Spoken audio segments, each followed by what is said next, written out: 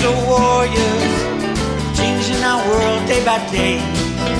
The way of the crypto warriors, can't rely on the bankers, no way. Hey guys, Bix Weir, Roota.com. Special report.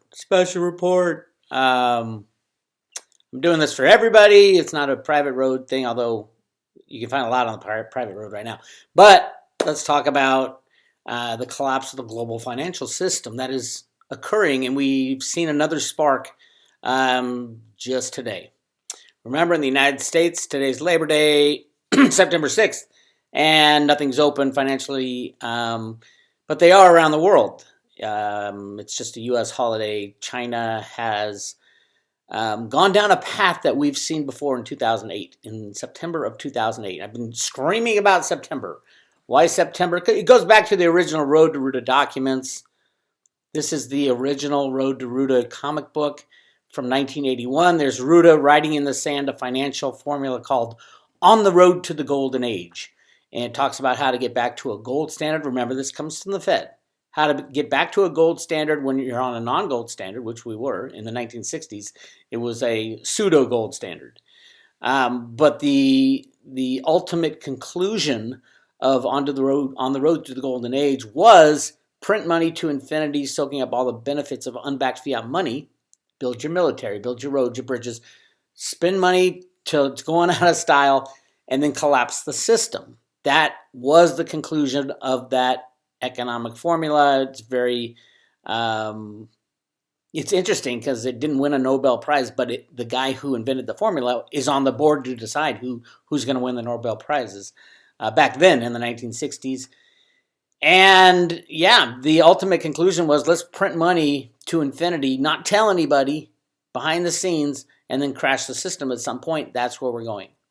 Now, this comic book was redone. This is the Federal Reserve Bank of Boston. It was redone in January. It was posted on January 1st, 2007 on the Road to Roota website with a gigantic red exclamation, not on the Road to Roota, sorry, on the Federal Reserve Bank of Boston website with a gigantic red exclamation point. And look what Roota wrote in the sand in the next edition right here, 11 plus 9. No longer was the print money to infinity. Now all it said was 11 plus 9 and then the Islamic crescent moon and the flag. What happened since then is shocking. Every September since, but specifically in 2008. And I want to go over what's going on right now in China. They just announced Evergrande bonds were halted. Evergrande or Evergrande or whatever you call it. I'm going to call it Evergrande because it's got the E. Evergrande bonds halted amid liquidation panic as contagion spreads to other Chinese junk. What does this remind you of? Zero Hedge last week called Evergrande the Lehman Brothers of China. And I just want, before I read this article and tell you what's going on in China and how that could take down the entire system, let's go back in time, 10 years to the Lehman Brothers. This article was written a while ago, so it's now 15 years. No, it's not. How many is it? 13 years since the Lehman Brothers ultimate end crisis, but it was seen months before and even a year before. Let me go down what happened. February of 2007, the month after they released the Road to Roota comic books, Lehman Brothers price touched a record high of $86. At the time, Lehman Brothers stock market value capitalization was $60 billion. $60 billion Lehman was valued at in February 2007. Everything was great. Everything was wonderful. Evergrande is now worth $300 billion. Just keep that in mind. Or was worth $300 billion. Following the closure, August 2007, following the closure of BNC Mortgage, Lehman Brothers slashed about 1,200 jobs. September 2007, Lehman Brothers reports its first quarterly loss in 5 years. The fourth largest investment bank of U.S. booked a loss of $700 million from the credit crunch. It was a surprise. Fast forward to September of 2008. This is the biggie. First, in January, they slashed 1,300 jobs. In March, S&P downgraded them. All this has been done to Evergrande, by the way.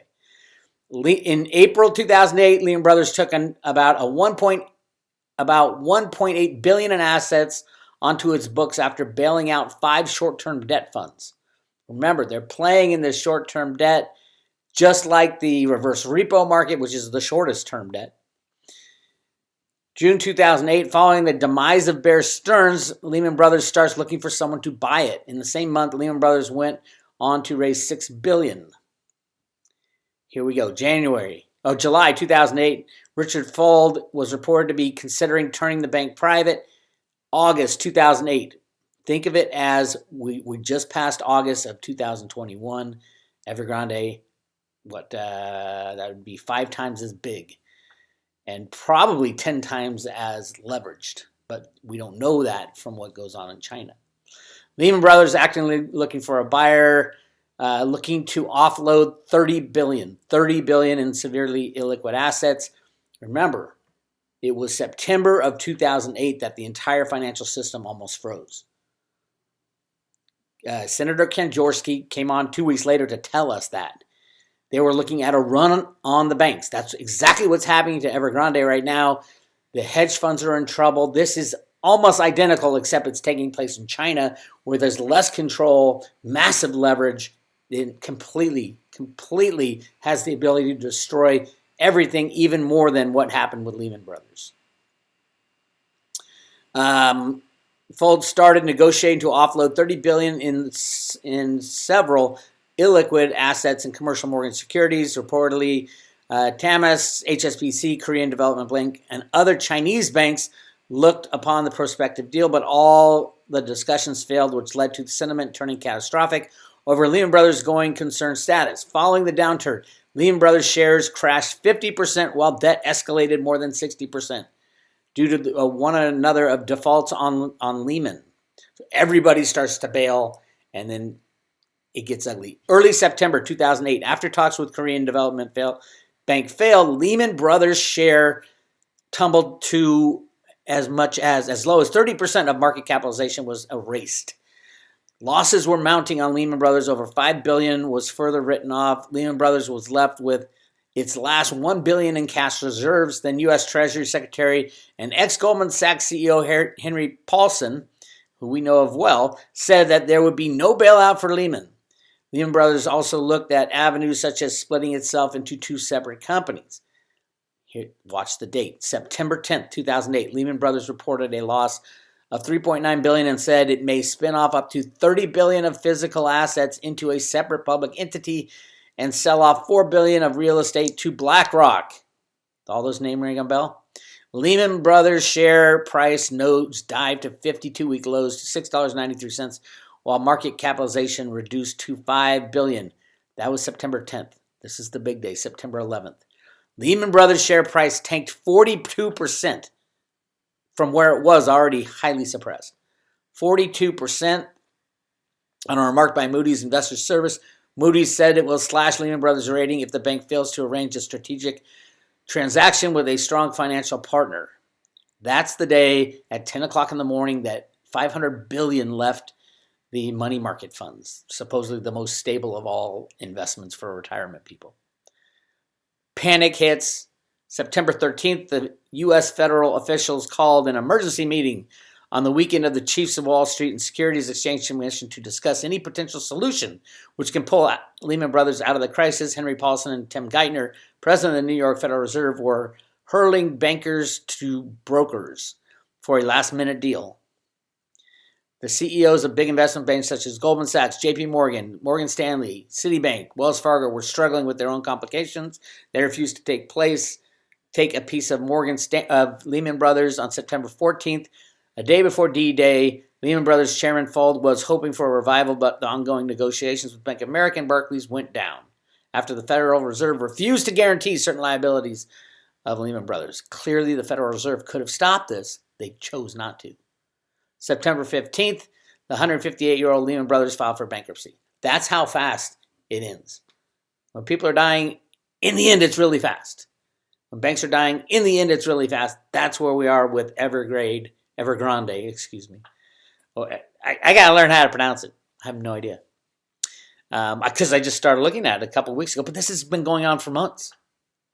With algos busy chasing upward momentum in futures and global stocks, the biggest, if largely ignored story, remained the ongoing collapse of China's Lehman, the $300 billion China Evergrande, where following our earlier reports, see below, that a bank run emerged among creditors of the biggest and most indebted Chinese developer, as its bonds were no longer eligible collateral in the repo market after a ratings downgrade. I would also say after the Federal Reserve Bank has told hedge funds that you can no longer participate as of September 1st in the reverse repo market. Again, the Fed is causing this. Now, is it for good or for bad? The conspiracy-minded would say they're doing it on purpose so they can buy up the assets for cheap. The ultra conspiracy-minded are saying they're doing it on purpose to end the game. Remember, Lehman was $60 billion. This is $300 billion. Shanghai Stock Exchange said in a statement that it is temporarily suspending trading in China Evergrande's group July 22nd. Corporate bonds following abnormal functions. The exchange also suspended trading in the bond on Friday. Shanghai Exchange data showed that the bonds sliding more than 25% to a low of 40 yuan after the resumption of trading on Monday afternoon. The company's 5.9% May 2023 Szechuan bond, which is also suspended, fell more than 35% after trading resumed.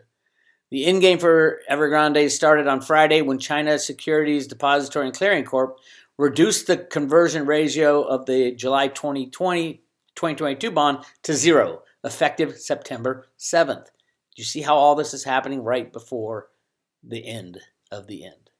According to Reuters, a director at a local brokerage said that the reduction in the conversion ratio was a gray rhino, and a highly obvious yet ignorant threat. It was bound to happen. And you could see risk rising incredibly on their CDSs. If anybody would take the other end of that, I have no idea. If someone does take the other end of a credit default swap for these guys, they're betting on a government bailout. Moody's last week cut its outlook on the industry to negative from stable, saying falling sales, liquidity, and cash flows will increase refinancing risk for weaker developers in that area. Property firms need to repay or refinance some $14.6 billion in dollar notes maturing through the end of the year. These guys are done. It's just like Lehman in September. Watch for September. I would say September 11th. I'm going to say September 10th, which is a Friday, and 11th, 12th, 13th. September to remember. Remember, I've been screaming that. Why? Because that's what Roota wrote in the sand. Oh, so long ago, a year and a half before it actually happened, Hank Paulson had to get $700 billion to bail out the banking system. That's above board. Behind the scenes, the Fed gave unlimited money, as they've been doing for the last 100 years. They never record that money. It is a confidence game, and the confidence was shattered, so why not print as much as you can? And that's exactly what's happening. So where do we stand? Today is September 6th. Next week is huge. This coming week and the week after is huge for the transition out of the old system and into something new. What does that mean for you? It means get your physical silver in your own possession. Get some cash to last you a few months in your own possession. Get food and water and a gun for protection. You know, at times like these, the bad guys will start a war, or set off a bomb, or set off a natural disaster, or something to divert attention away from them, because the spotlight will be on them, just like it was in 2008. And it should have been in 2001. 2001, 9/11, 2001, because it was all about banking. If you don't know what I'm talking about there, go to roadtoroota.com. And go to, on the top right, it says resources, educational resources, and you can go down and it tells you exactly who did it and why they did it for 9/11. And this was written by the ONI, the Office of Naval Intelligence. Now, they don't put their name on it, but I have a good source, and if you read it, you can tell it's very well written. and it links up who the people are, why was it done, and where was it done, and all the information you need on 9/11. So go check those out. It's called Collateral Damage, U.S. Covert Operations and the Terrorist Attacks of September 11, 2001. They tell you the people, the banks involved, what they're doing. Talked about the crushing of Russia through the Brady bonds, these gold-backed bonds that were to mature the next day. In Cantor Fitzgerald, which is literally the 3 floors above where the first plane hit, if it was a plane. Really important information there. Everybody needs to know the truth going forward. So read those 3 reports. They're long, they're in depth, but they're really good. Talks about World Trade Center, who was involved, Import-Export Bank, U.S. Secret Service was on floors 9 and 10, the SEC with all their investigation documents into market rigging, Pentagon, where it hit on the Pentagon right here. This is the Office of Naval Intelligence where they were doing the investigations. So go check this stuff out. Here are some of the people involved: Cheney, Rumsfeld, Powell, Wolfowitz, Armitage.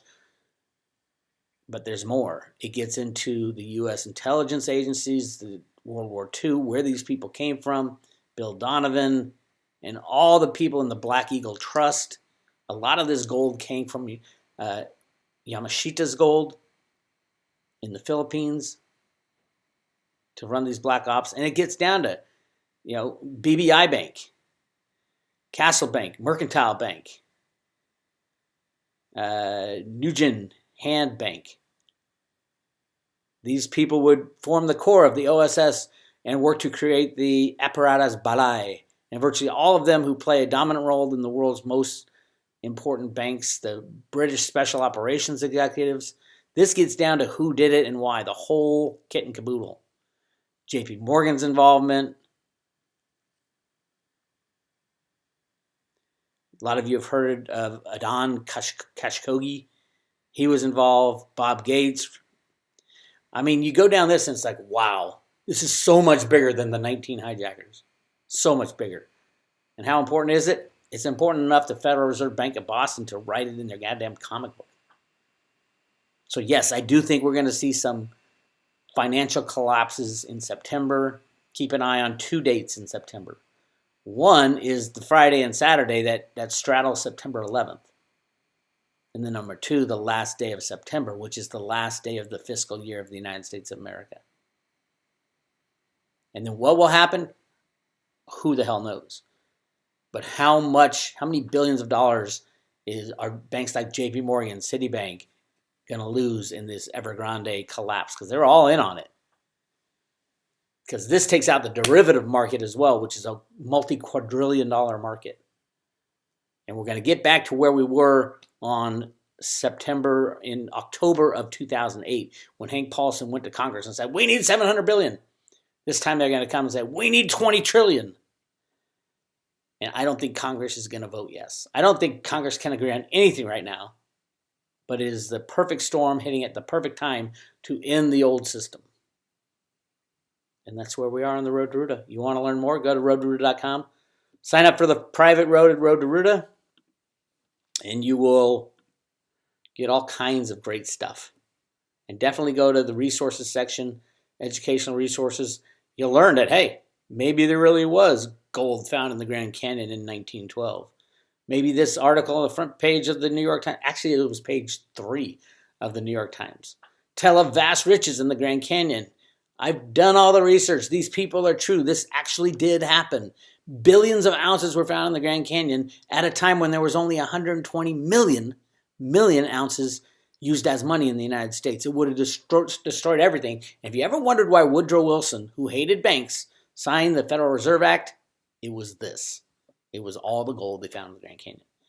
Anyway, tons of information and research. Use the search button on roadtoruta.com. You're going to find out the truth. Hang on to your hats. Hang on to your friends. Hang on to your neighbors. Try to explain to them what's happening, because this is the change we've been waiting for. Love you all. Take care. Take good care of your friends and family.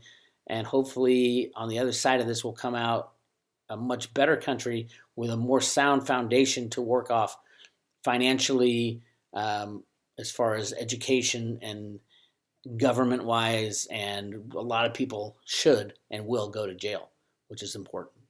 I'll talk to you guys later.